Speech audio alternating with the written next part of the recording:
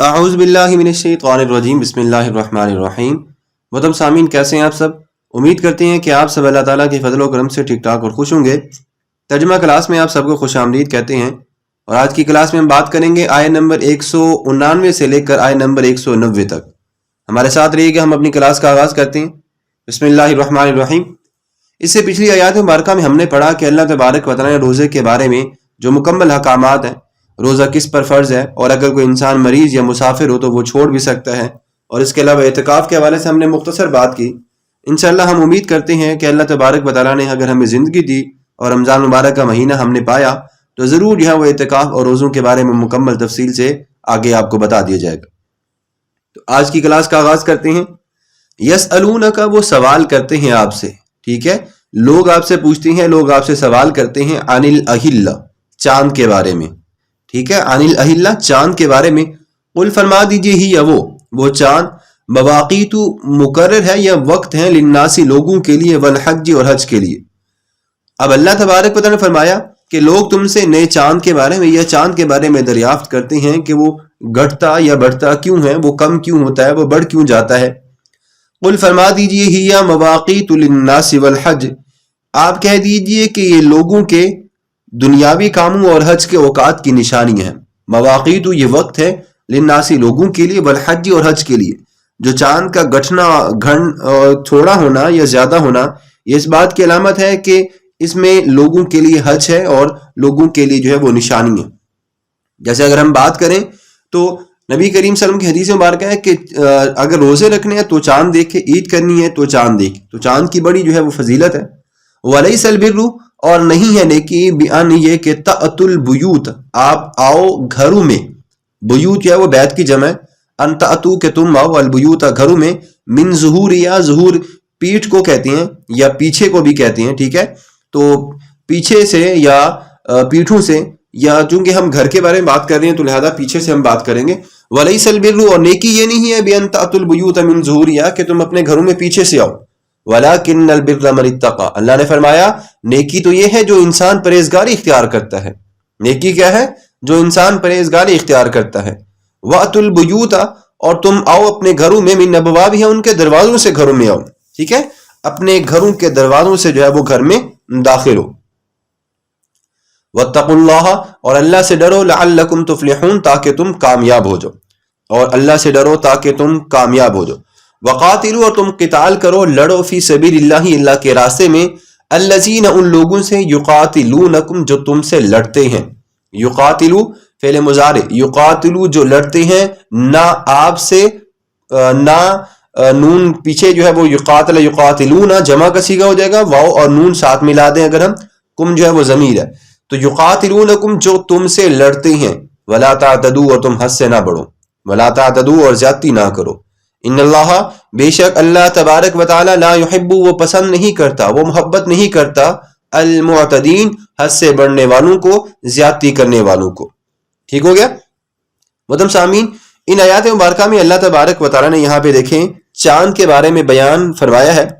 اس سے پہلے اللہ تبارک و تعالیٰ نے رمضان مبارک کے روزوں کے مہینے، رمضان مبارک کے جو روزے ہیں ان کے دن رات کے حکامات، کہ دن کو کیا کرنا ہے اور رات کے حکامات، اور اس کے علاوہ اللہ تبارک و تعالیٰ نے اعتکاف کے حوالے سے بھی بات کی۔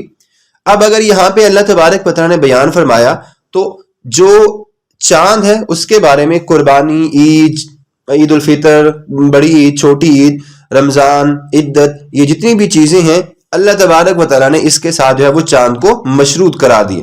مثلا اگر ہم یوں سمجھ لیں کہ لوگ وہ آپ سے چاند کے گھٹنے یا بڑھنے کے بارے میں سوال کرتے ہیں کہ کیا وجہ ہے کہ کبھی چاند وہ ہمیں چھوٹا نظر آتا ہے، کبھی بڑا، کبھی پورا، تو اللہ تبارک و تعالیٰ نے فرمایا کہ اس میں تمہارے دین اور تمہارے دنیا کے کاموں اور خصوصاً وہ حج کے اوقات کی اس میں تمہارے لیے نشانی ہے۔ تمہیں اس سے کوئی سروکار نہیں ہونا چاہیے کہ کبھی چاند آدھا ہوتا ہے، کبھی چاند پورا ہوتا ہے، بس چاند نظر آ جائے تو اس کے مطابق وہ تم جو اللہ تبارک و تعالیٰ نے احکامات مقرر کیے ہیں وہ کر سکتے ہو۔ قرآن مجید میں اللہ تبارک و تعالیٰ نے بنی اسرائیل کی ایک آیت مبارکہ میں، آیت نمبر 12 میں ارشاد فرمایا، بسم اللہ الرحمن الرحیم، وَجَعَلْنَا اللَّيْلَ وَالنَّهَارَ آیَتَيْنِ فَمَحَوْنَا آیَةَ اللَّيْلِ وَجَعَلْنَا آیَةَ النَّهَارِ مُبْصِرَةً لِتَبْتَغُوا فَضْلًا مِّن رَّبِّكُمْ وَلِتَعْلَمُوا عَدَدَ السِّنِينَ وَالْحِسَابَ، اور ہم نے رات اور دن کو دو نشانیاں بنایا، پھر ہم نے رات کی نشانی کو مٹا دیا اور دن کی نشانی کو دیکھنے کا ذریعہ بنا دیا تاکہ تم اپنے رب کے فضل سے روزی حاصل کر سکو اور دن کو، اور تم برسوں کی گنتی اور دوسرے حساب کو بھی جان سکو۔ اب اس آیت مبارکہ میں اللہ تبارک و تعالیٰ نے جو ہے وہ گنتی کے حساب بتا دیے، دن اور رات کو نشانی بتا دیے۔ حضرت برہ رضی اللہ تعالی عنہ بیان فرماتے ہیں اللہ نے جہاں پہ فرمایا کہ نیکی یہ نہیں ہے کہ تم گھروں میں جو ہے وہ پیچھے سے آؤ۔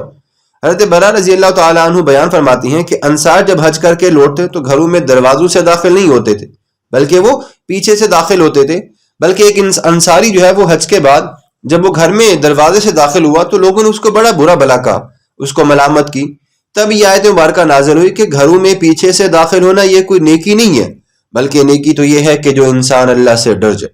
نیکی تو یہ ہے کہ جو انسان اللہ تبارک و تعالیٰ کا ڈر اپنے دل میں پیدا کر لے۔ اس کے بعد اگلی آیت مبارکہ میں اگر ہم بات کریں تو اللہ نے فرمایا کہ تم نے انہی سے لڑنا ہے جو تم سے لڑائی کرتے ہیں، جو تم سے لڑنے میں پہل کرتے ہیں، جو تم سے لڑائی کے لیے تمہیں للکارتے ہیں، ان سے لڑنا ہے۔ ٹھیک ہے، اب یہاں پہ جہاد کے بارے میں بات کی جا رہی ہے۔ اب اللہ تبارک و تعالیٰ نے یہاں پہ یہ پابندی لگا دی کہ جو تم سے جنگ نہیں کرتے تم نے بھی ان سے جنگ نہیں کرنی، لیکن جو تم سے جنگ کرتے ہیں تم نے بھی ان کے خلاف جو ہے وہ تلوار اٹھانی ہے۔ ٹھیک ہو گیا۔ اب دیکھیں اللہ تبارک و تعالیٰ نے ایک آیت مبارکہ میں یہ بھی ارشاد فرمایا کہ پہلے جو لوگ ہیں وہ حرمت والے مہینوں میں لڑائی نہیں کیا کرتے تھے۔